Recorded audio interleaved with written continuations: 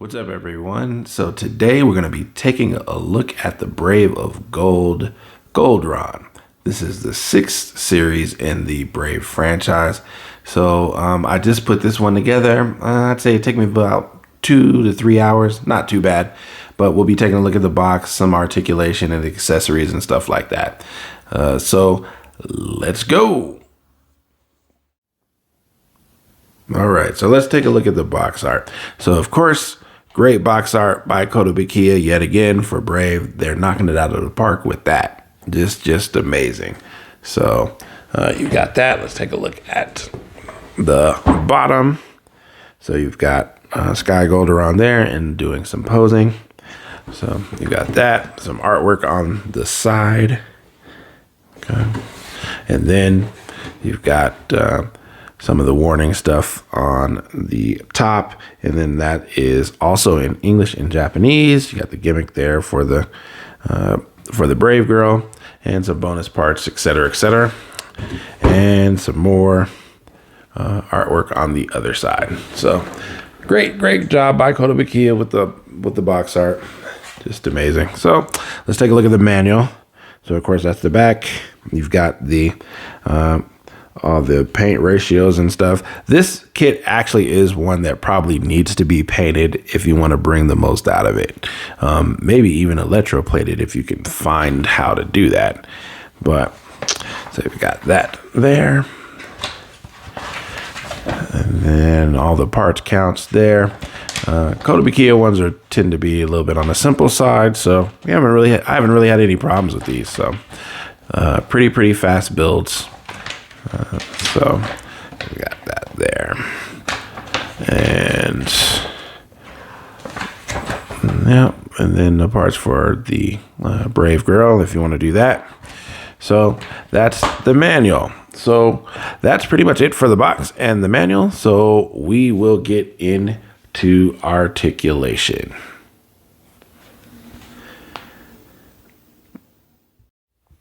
All right, so let's take a look at some of his articulation. First, we'll just do the backpack real quick because that won't take very long. So, all right, so pretty much what you've got here, this will go in and out, okay? And then this will go fold back in and out as well, okay? So you've got that there. The little missile pod things on the top will move side to side. All right. So not much to this. This does pull out pretty easily. Okay. So this one is, and actually this was really only just like 2 or 3 pieces. So it's pretty good. Pretty good. So, but yeah, so that's the articulation for his wings part there. Now, okay. So now for this guy with the head here, let's see. So you can look up and down and side. I kind of like tilted head motion, so you can go that way. Be cognizant of the earpieces. These will come off, all right, the little side pieces there. So, but you can go 360 in there, okay. So you can go 360. And he doesn't really have any neck articulation. Not really. He's got a little bit, but not a lot. So you got that part. All right. So for the head, and then for the shoulders. So for the shoulders, those go all the way up like that. And his hand will come up like that. So pretty wide range there. Okay. And then he's got a side turn there at the bicep. He does have elbow bend there. Now, this probably would go up further, but just due to the design, he's probably not going to be able to get much further than that, okay? And then for the wrist, of course, like most of the other Braves, that part comes out there. So that will give you that needed articulation for the wrist for when you want to hold the swords and things of that nature, okay? So you got that for that side, okay? And then for the ab articulation, we'll take a look at this. So he can look all up that way. Get his arms out of the way so you can see. Okay. And then he will look down So he's got a decent ab crunch in there. Not as good as some of the other Brave ones, but still, I think that's just kind of the design though on this guy. But, and then you've got that part there. He can move side to side. Okay. So you've got all of that range of motion in that way. Okay. And then actually, let me move the sword out of the way here. And let me move this out. All right, and then we will take a look at the legs here. So, of course, he does have the skirts first. The side skirts actually won't move that much, okay? So, it'll just move slightly in and out, okay? And then this one is so you plug in the sword. But yeah, you're not gonna get too much range of motion out of those, but you've got that, and then the front skirts do move up as well. So that will help with the legs. All right, so for the legs, raise that up about 90 degrees. I don't know if you could do more than that. I would probably say, especially with the front skirts getting in the way. And then, all right, knee bend. Good knee bend there. All right. And then, let's see if we can go back, because the back skirts don't move here. So he really is not going to be able to get too much, but not too bad. All right. So you've got that for the legs. And then also, let's see how far he can do the splits there. Not too shabby, I would say, if I can get him to stand up. But yeah, he's probably not going to stand up that way. But he can get about that wide, so that's pretty good. And then for the toe articulation, or the ankle, he does have pretty decent ankle articulation. But the thing is, it's just due to the design, because it's kind of like a samurai thing. So he's got all of this that goes all the way. So that kind of limits his range of motion on his foot. So, but you can still get decent ones in spite of that. But you've got that there. The toe doesn't really, it does go up and down like that. So that's not too bad for that. So, but yeah, you got that there. And then, so that's pretty much it for articulation. And we will get into, if I can put this back in, now we'll get into some of his accessories. All right, so we're gonna take a look at his accessories. He doesn't actually come with much, no guns or anything like that. All he's got is a samurai sword. So first we'll take a look at that. So that's the samurai sword there. If I can get that to focus. So you'll probably want to paint the blade. Now the hilt here, or this part here, does slide on and off, and it tends to come off pretty easily. So you might want to be cognizant of that.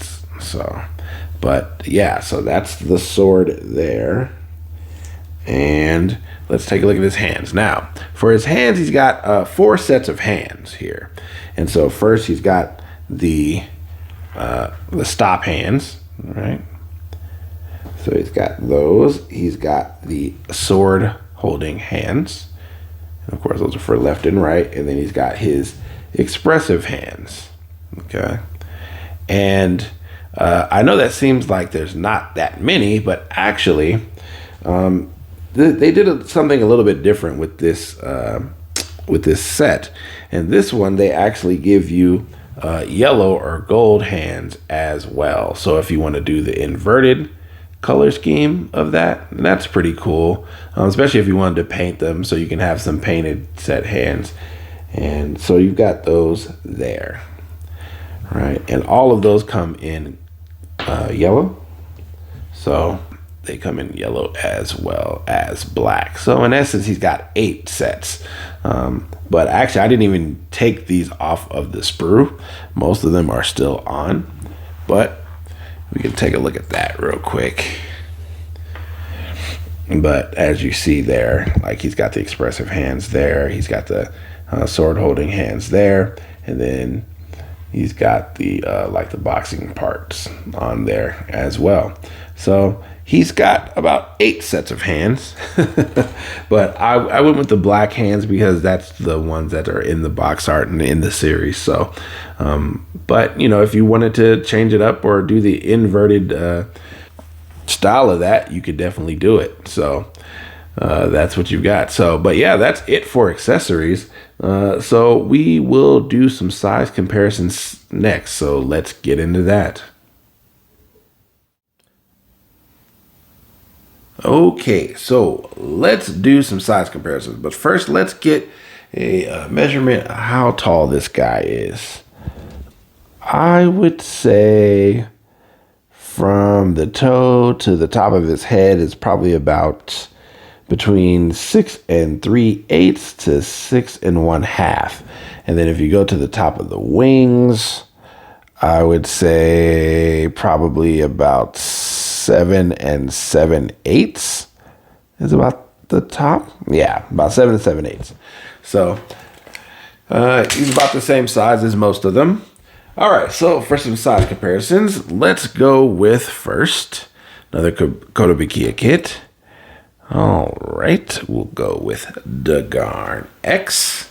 So he's roughly about the same size. He actually might be a tad bit taller, but he'll fit right in with them. And of course, I have one of my personal favorites,